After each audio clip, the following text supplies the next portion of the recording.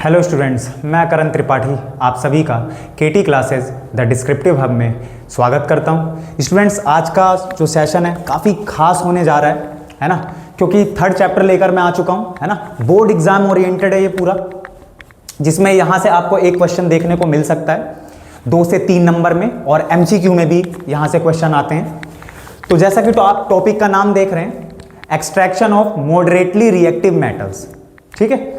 यानी यहां पर हम बात करेंगे, जैसे आप रिएक्टिविटी सीरीज जानते होंगे, है ना। अगर मैं आपके सामने रिएक्टिविटी सीरीज की बात करूं तो ये आपके पास रिएक्टिविटी सीरीज है, छोटी सी, है ना।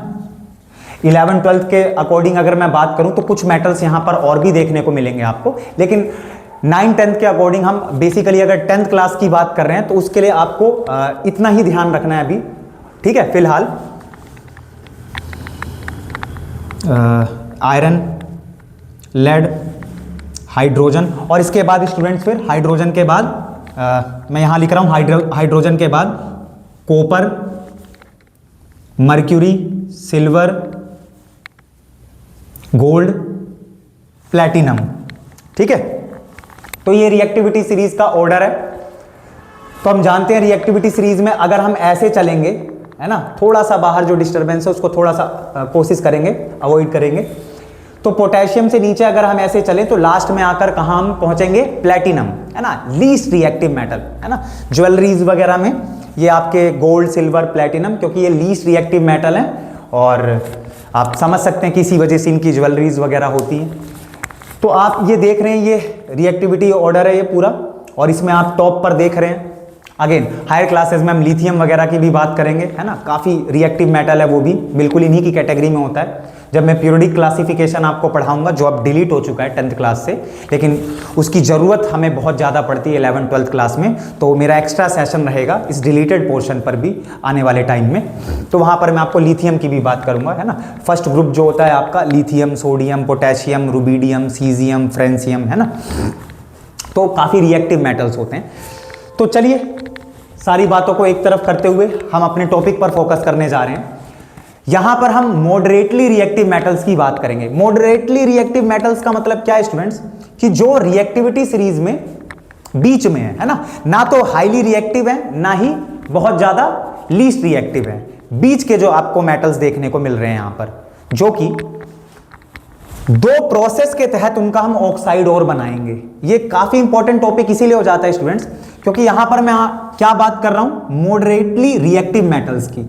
मॉडरेटली रिएक्टिव मेटल्स का मतलब क्या है, देखिए, यानी यहां पर मैं आपसे बात कर रहा हूं, जैसे जिंक जो मेटल है आप देख रहे हैं स्टूडेंट्स, ये जिंक है ना। तो जिंक के ओर होते हैं, जिंक के ओर्स होते हैं। जैसे अगर मैं स्टूडेंट्स आपसे बात कर रहा हूं जिंक कार्बोनेट, या मैं आपसे अगर बात कर रहा हूं मान लीजिए zinc sulphide, zinc carbonate, moderately reactive metals को हमें एक्सट्रैक्ट करना है। टॉपिक का मतलब समझिए स्टूडेंट्स, यानी यहां पर आप इतना तो जानते होंगे सभी बच्चे कि जो भी हमारे मेटल्स होते हैं वो मेटल्स इंप्योरिटीज के साथ होते हैं, है ना। तो हर एक मेटल का अपना क्या होता है, रिस्पेक्टिव ओर होता है, और उस ओर से उसको एक्सट्रैक्ट करना होता है। मेरी बात आ रही समझ में, मेटलर्जी है ये, आप बीटेक में भी पढ़ेंगे इसको, गॉट इट। इतना इंपॉर्टेंट टॉपिक है ये 10th क्लास का। तो जो करण भैया मेटल्स होते हैं वो इंप्योरिटीज के साथ होते हैं, आ रही है बात समझ में, और उन इंप्योरिटीज को हमें अलग करना होता है ना, वही एक्सट्रैक्शन कहलाता है। तो मेटल का रिस्पेक्टिव क्या होता है, ओर होता है, और उस ओर से उसे हमें क्या करना होता है, एक्सट्रैक्ट करना होता है। आई होप समझ पा रहे होंगे आप सभी। तो जैसे जिंक का जो कार्बोनेट ओर होता है, इसका एक खास नाम भी होता है, यह भी एग्जाम में आपसे पूछा गया है, तो आप ध्यान रखेंगे स्टूडेंट्स, इसे हम कैलेमाइन ओर बोलते हैं, कैलेमाइन ओर। जैसे बॉक्साइट आपने सुना होगा, ज्योग्राफी में भी पढ़ा होगा आपने।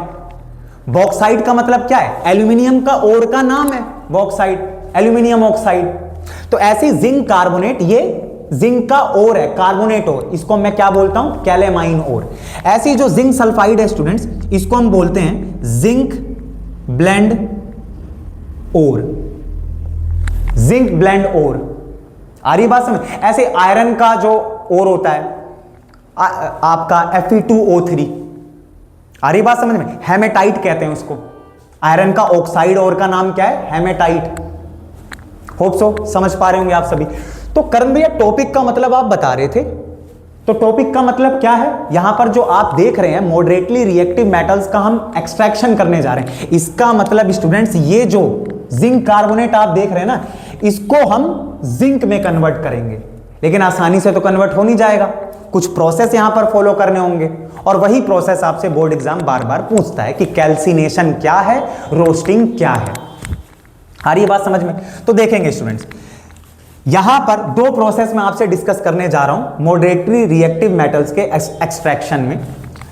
तो मैं जब भी, क्योंकि चाहे कार्बोनेट और हो चाहे सल्फाइड और हो, चाहे कार्बोनेट और हो चाहे सल्फाइड और हो, आपको ध्यान क्या रखना है कि आपको स्ट्रॉन्ग हीट देनी है।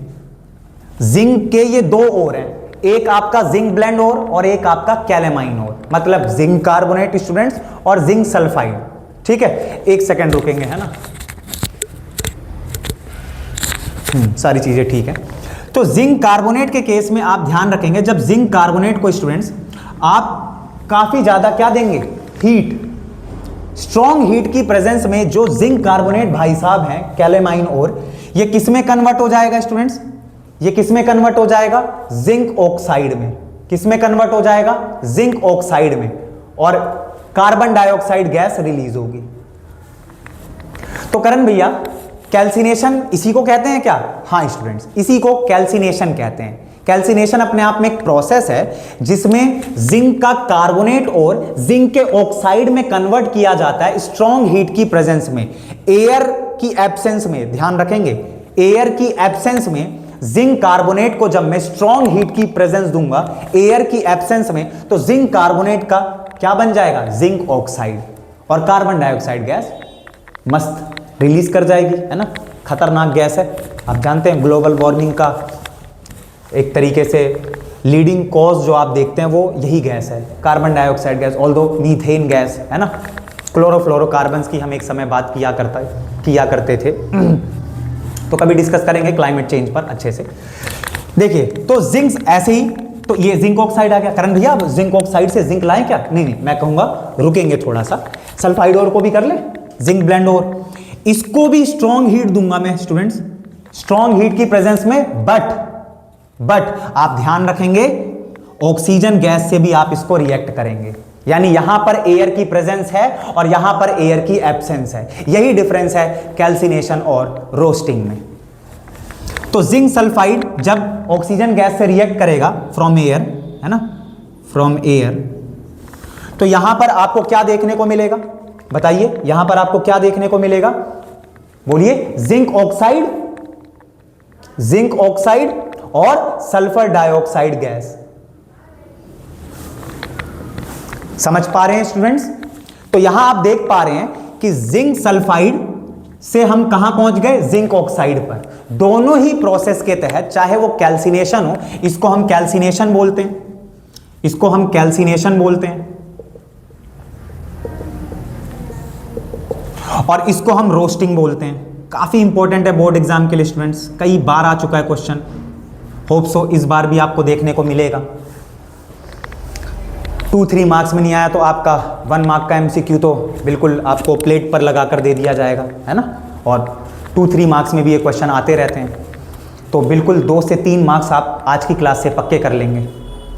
तो मैंने क्या बोला कि जिंक का जो सल्फाइड और होता है उसको रोस्टिंग नाम का जो प्रोसेस है, इसके तहत मैं किस में कन्वर्ट करूंगा? जिंक ऑक्साइड में। तो मैं स्ट्रॉन्ग हीट दूंगा, और स्ट्रॉन्ग हीट के साथ साथ आपको ध्यान क्या रखना है? एयर की प्रेजेंस में ये होगा, और ये एयर की एब्सेंस में होगा, ऑल्दो स्ट्रॉन्ग हीट यहां पर भी है। ठीक है, जिंक ऑक्साइड आ चुका है करण भैया, सल्फर डाइऑक्साइड एक गैस है जो कि रिलीज हुई है। अब देखेंगे स्टूडेंट्स, अब यहां पर मैं आपको बताने जा रहा हूं कि किस तरीके से ये चीज आगे बढ़ेगी।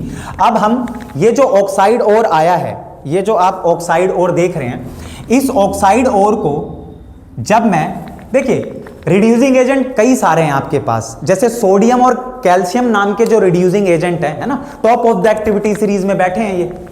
सोडियम, कैल्शियम वगैरह, एल्यूमिनियम वगैरह, तो ये अपने आप में रिड्यूसिंग एजेंट का काम करते हैं। मतलब जो ऑक्साइड होता है, मेटल का जो ऑक्साइड होता है, अगर मैं उनको लेट से मान लो एल्यूमिनियम से मैंने रिएक्ट करा दिया है ना, पाउडर की फॉर्म में, आगे अभी मैं बताऊंगा थर्मिट रिएक्शन की जब हम बात करेंगे, या थर्माइट रिएक्शन आप जो भी बोलते हैं, तो उसमें आप ध्यान रखेंगे।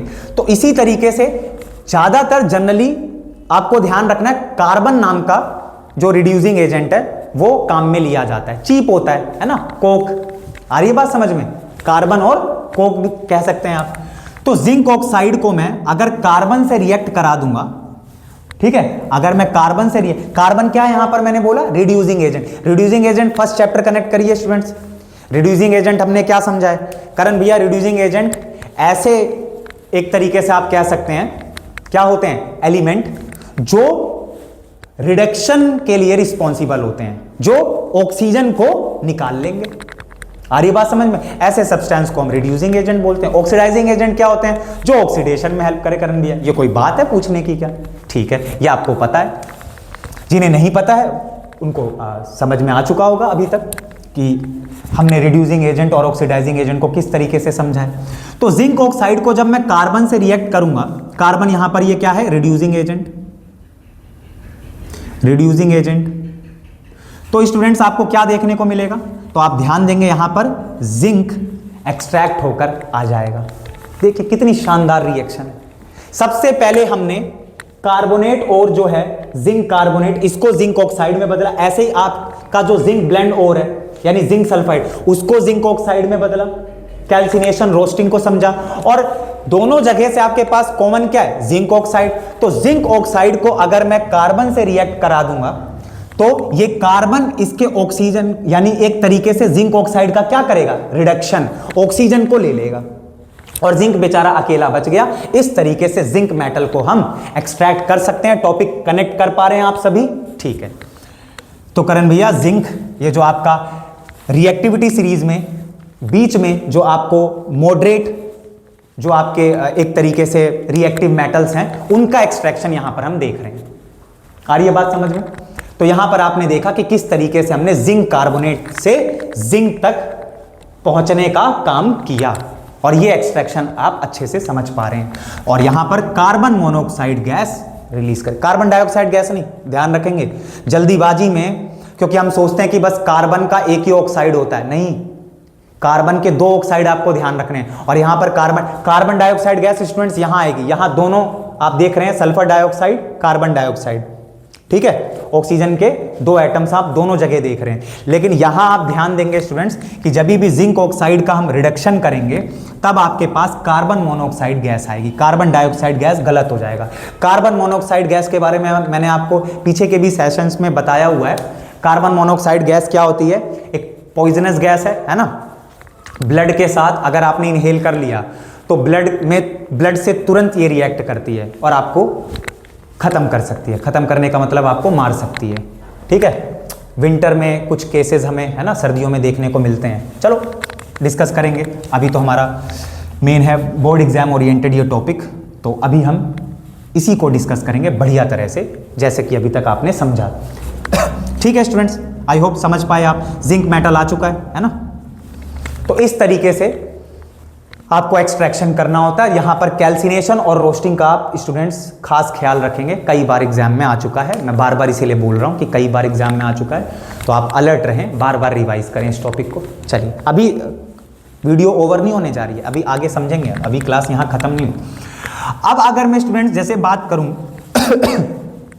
मानिए कि कैल्सिनेशन रोस्टिंग तो हमने समझ लिया, ये तो बहुत बढ़िया बात है भाई। लेकिन जैसे आपके कुछ इस तरीके के भी और होते हैं, जैसे मैंने बोला आपको कि भाई आपके पास मान लीजिए कुछ आपको और ऐसे देखने को, जैसे मैंने बोला यहां पर एक क्वेश्चन आप और ध्यान रखेंगे स्टूडेंट्स, जैसे मैंगनीज नाम का एक मेटल है ना, मैंगनीज, मैग्नीशियम नहीं, मैंगनीज, Mn, ठीक है। ऐसे ही आपका क्रोमियम है, ठीक है, Cr। ये कुछ मेटल्स ऐसे हैं, क्योंकि देखिए कार्बन से आप रिड्यूस तो करा रहे हैं, आप रिड्यूस कराने को मैंने क्या बोला, क्वेश्चन आ जाता है कई बार, एल्यूमिनियम से भी करा सकते हैं, सोडियम कैल्शियम का स्टूडेंट्स मैंने केस आपको बताए, हायर क्लासेस में डिस्कस करेंगे हम। यहां पर अभी आपको एल्यूमिनियम और कार्बन, ये दो रिड्यूसिंग एजेंट ध्यान रखने। तो करण भैया एल्यूमिनियम का कब यूज करेंगे, वो क्वेश्चन बताइए हमें, और वो कई बार एग्जाम में आया हुआ है। तो आप ध्यान रखेंगे स्टूडेंट्स कि जैसे आपका जो मैंगनीज डाइऑक्साइड है,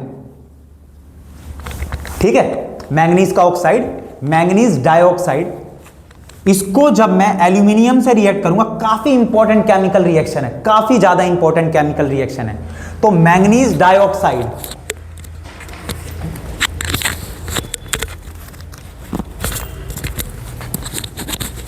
तो यहां पर आप देख रहे हैं स्टूडेंट्स मैंगनीज डाइऑक्साइड, ठीक है। दरअसल क्या है कि बैटरी काफी कम बची हुई है तो मुझे देखना पड़ रहा है ना। तो मैंगनीज डाइऑक्साइड को जब मैं एल्यूमिनियम से रिएक्ट करूंगा, ये एल्यूमिनियम क्या है, पाउडर फॉर्म में है, ठीक है। ये एल्यूमिनियम किस फॉर्म में है, पाउडर फॉर्म में है। तो मैंगनीज, तो क्योंकि मैं आपको यहां क्या करण भैया कार्बन क्यों नहीं लिया, क्वेश्चन ये आ जाता है स्टूडेंट कि मैंगनीज का जो ऑक्साइड है उसको हम कार्बन नाम के रिड्यूसिंग एजेंट से क्यों नहीं रिड्यूस कर रहे भाई। ऑल्दो कार्बन चीप है तो यूज करिए, नहीं कर सकते। जिंक से जो ऊपर के मेटल्स हैं, जिंक से जो हाईली रिएक्टिव मेटल्स हैं, भाई अभी हमने जिंक का केस देखा, कैल्सिनेशन, रोस्टिंग, सारा डिस्कशन हमने किया, अच्छे से आप शायद समझे होंगे, शायद क्या समझे ही होंगे, है ना। लेकिन जिंक से जो रिएक्टिव मेटल्स हैं, लेट्स से क्रोमियम की अगर मैं बात कर रहा हूं, मैंगनीज की बात कर रहा हूं, क्रोमियम का तो नहीं पूछा जाता, अगर पूछा जाएगा आपसे तो मैंगनीज का पूछा जाएगा, और मैंगनीज डाइऑक्साइड। तो इसके लिए, इसको रिड्यूस कराने के लिए हमने एल्यूमिनियम नाम का रिड्यूसिंग एजेंट क्यों यूज किया है। तो आप ध्यान रखेंगे स्टूडेंट्स, क्योंकि ये जिंक से रिएक्टिव मेटल है, और यहां पर हमें फिर रिडक्शन कराने में भी रिएक्टिव मेटल चाहिए होगा। कार्बन एक तरीके से यहां पर सेटिस्फैक्टरी पोजीशन में नहीं रहेगा, मतलब कार्बन के पास इतना पोटेंशियल नहीं है। आ रही है बात समझ में। तो इसलिए आप ध्यान रखेंगे यहां पर हमने एल्यूमिनियम पाउडर का यूज किया मैंगनीज डाइऑक्साइड को क्या कराने के लिए, रिड्यूस कराने के लिए, मैंगनीज मेटल एक्सट्रैक्ट करने के लिए। आई होप स्टूडेंट्स आप समझे होंगे, मैंने आपको यहां पर जो बात बताई है ये काफी इंपॉर्टेंट बात है। और ये काफी इंपॉर्टेंट किस लिए, क्योंकि मैंने क्या बोला, जिंक से जो रिएक्टिव मेटल्स हैं उनका अगर ऑक्साइड है, लेट्स से अभी मैं आयरन ऑक्साइड की बात करूंगा, हेमेटाइट, तो वहां कार्बन काम नहीं आएगा, वहां आपको एल्यूमिनियम लेना होगा। आ रही है बात समझ में। कार्बन भी ले सकते हैं आप, लेकिन आपको ध्यान रखना है कि जब भी मैं बात कर रहा हूं जिंक से रिएक्टिव मेटल्स, जिंक से ज्यादा रिएक्टिव मेटल्स की, तो वहां आपको एल्यूमिनियम को कंसीडर करना है ना। सोडियम और कैल्शियम का केस मैंने जैसा कि आपको बताया हायर क्लासेस के लिए छोड़ दीजिए, अगर आपको समझना होगा तो आप कमेंट सेक्शन में बताइएगा, मैं आपको बता दूंगा, ठीक है, अगले सेशन में। चलिए, तो मैंगनीज डाइऑक्साइड को जब मैं एल्यूमिनियम से रिएक्ट करूंगा तो मेरे पास क्या आ जाएगा, बताइए स्टूडेंट्स, मैंगनीज फ्री, है ना, मैंगनीज फ्री हो गया। अरे भाई रिडक्शन हो गया, रिडक्शन हो गया। ये अब देखिए और क्या बचा आपके पास, अब एल्यूमिनियम ऑक्सीजन के साथ रिएक्ट कर लेगा तो एल्यूमिनियम ऑक्साइड, एक तरीके की ऑक्सीडेशन एंड रिडक्शन रिएक्शन है ये, रिडॉक्स रिएक्शन है ये। बात आ रही समझ में। मैंगनीज डाइऑक्साइड की एल्यूमिनियम से जो रिएक्शन है, फर्स्ट चैप्टर के लिए भी ये रिएक्शन काम में आ सकती है, आपको डायरेक्ट बोर्ड एग्जाम में पूछा जा सकता है ये रिएक्शन बताइए क्या है, ठीक है, नेम इस रिएक्शन का क्या होगा, रेडॉक्स रिएक्शन। कैसे करण भैया, मैंगनीज डाइऑक्साइड, ऑक्सीजन मॉलिक्यूल जा चुके हैं और एल्यूमिनियम का ऑक्सीडेशन हो चुका है, तो ये आपका क्या हो गया है, ऑक्सीडेशन, और ये क्या है, रिडक्शन। एल्यूमिनियम क्या है, एल्यूमिनियम क्या है, रिड्यूसिंग एजेंट, और मैंगनीज डाइऑक्साइड क्या है, ऑक्सीडाइजिंग एजेंट, है ना। तो ये बात आप ध्यान रखेंगे। तो इस तरीके से आपको अगर पूछा जाए नेम दिस रिएक्शन तो आप आसानी से बता सकते हैं रेडॉक्स रिएक्शन है करण भैया, अच्छे से हमने इसको समझा। तो हालांकि यहां पर हमें ये करना नहीं है, फिर भी मैंने आपको बता दिया, तो आप ये ध्यान रखेंगे, है ना। यहां पर सिर्फ आपको इतनी सी बात ध्यान रखनी है कि एल्यूमिनियम नाम का भी ये रिड्यूसिंग एजेंट है, सिर्फ इतनी बात ध्यान रखनी है। एक्स्ट्रा इंफॉर्मेशन मैंने आपको दी कि रेडॉक्स रिएक्शन है, रिड्यूसिंग एजेंट, है ना, पाउडर फॉर्म में है, ध्यान रखेंगे, बैलेंस कर लेंगे, है ना, इसको बैलेंस कर लेंगे, आसानी से बैलेंस हो जाएगी। तो आई होप मैंगनीज का भी केस आप समझे होंगे। इसके बाद मैं आ रहा हूं स्टूडेंट्स, देखिए यहां पर ना हीट काफी निकलेगी, लार्ज अमाउंट में आपको हीट देखने को मिलेगी, ठीक है, हीट प्रोड्यूस होगी। तो और यहां पर आप ध्यान देंगे स्टूडेंट्स कि ये जो मैंगनीज है, ये जो मैंगनीज है, ये मोल्टन स्टेट में आपको मिलेगा, ये मोल्टन स्टेट में आपको मिलेगा। यहां से भी क्वेश्चन पूछा गया है कि ऐसी रिएक्शन बताइए जहां पर एक रिएक्टिव रिड्यूसिंग एजेंट जब हम लेते हैं तो कौन से मेटल ऑक्साइड को हम उसके मेटल में फ्री करते हैं और जिसके साथ हीट भी हमें देखने को मिलती है, ठीक है, हीट भी हमें लार्ज अमाउंट में देखने को मिलती है। तो आप ध्यान रखेंगे स्टूडेंट्स, एक तो ये आपकी रिएक्शन है और एक दूसरी बड़ी ही इंपॉर्टेंट रिएक्शन है ये आपकी थर्माइट रिएक्शन है। ये भी काफी इंपॉर्टेंट रिएक्शन है, बिल्कुल इसके पैटर्न पर ही आप देखेंगे इसको। तो थर्माइट रिएक्शन क्या है, इसमें हमें सिंपल सी बात ध्यान रखनी है, जो आपका हेमेटाइट होता है ना, मैंने थोड़ी देर पहले आपको शुरुआत में भी बताया, आयरन का जो ऑक्साइड है, यहां पर आप आयरन की ऑक्सीडेशन स्टेट 3 है, ध्यान रख, मतलब वैलेंसी 3 है, ठीक है। तो Fe2O3 इसको जब आप एल्यूमिनियम से रिएक्ट करेंगे तब आपके पास ये आयरन ऑक्साइड पूरी तरीके से फ्री हो चुका है, रिड्यूस हो चुका है आयरन मेटल में। अगेन क्या है, ये मोल्टन स्टेट में, लिक्विड स्टेट है ना। तो और उसके बाद आपके पास एल्यूमिनियम ऑक्साइड आ गया और साथ में काफी अमाउंट में आपको हीट मिलेगी, है ना। यही है जो इतनी सारी आप हीट देख रहे हैं, इसी हीट की वजह से तो आयरन जो प्रोड्यूस हुआ है वो मोल्टन स्टेट में हुआ है। आ रही बात समझे। और इस रिएक्शन का स्टूडेंट, क्योंकि ये बोर्ड एग्जाम के लिए इसी वजह से इंपॉर्टेंट हो जाती है क्योंकि इसका एप्लीकेशन है, इसका काफी एप्लीकेशन है। और क्या एप्लीकेशन आपको ध्यान रखना है इसका, जैसे मान लीजिए जो आयरन के पीसेस हैं उन्हें अगर वेल्ड करना है मुझे, तो मैं इस मोल्टन आयरन को डाल दूंगा, पोर कर दूंगा उसके बीच, और वेल्डिंग में इसका मतलब, यानी जो आपके रेलवे ट्रैक्स पर आपका क्वेश्चन आया हुआ है, आप PYQ लगाइए, तो जो आपके रेलवे ट्रैक्स होते हैं जो क्रैक्ड हो जाते हैं, जो भी पार्ट्स, उनको अगर ज्वाइन करना है हमें, है ना, तो उनके बीच में ये मोल्टन आयरन पोर कर दिया जाएगा और धीरे धीरे देखेंगे आप वो स्ट्रेंथ बन जाएगी और वो क्रैक्ड पार्ट ज्वाइन कर जाएंगे। तो इस तरीके से रेलवे ट्रैक्स को भी जो भी एक तरीके से क्रैक्ड पार्ट है वहां ज्वाइन करने के लिए वेल्डिंग में आप देखेंगे, है ना, जो भी आयरन के पीसेज हैं उनकी वेल्डिंग में हर जगह इस मोल्टन आयरन का यूज होता है। इस वजह से काफी इंपॉर्टेंट केमिकल रिएक्शन हो जाती है। तो आई होप स्टूडेंट्स सेशन आपको पसंद आया होगा, इसको अच्छे से रिवीजन करिए। नेक्स्ट क्लास हमारी लीस्ट रिएक्टिव मेटल्स के एक्सट्रैक्शन पर होगी, जहां हम सिनेबार वगैरह की बात करेंगे, है ना, मर्क्यूरी के ओर की बात करेंगे, कॉपर के ओर की बात करेंगे। तो इसको अच्छे से रिवीजन करिए। मिलते हैं फिर नेक्स्ट सेशन में इसी जोश के साथ। Okay students, see you all.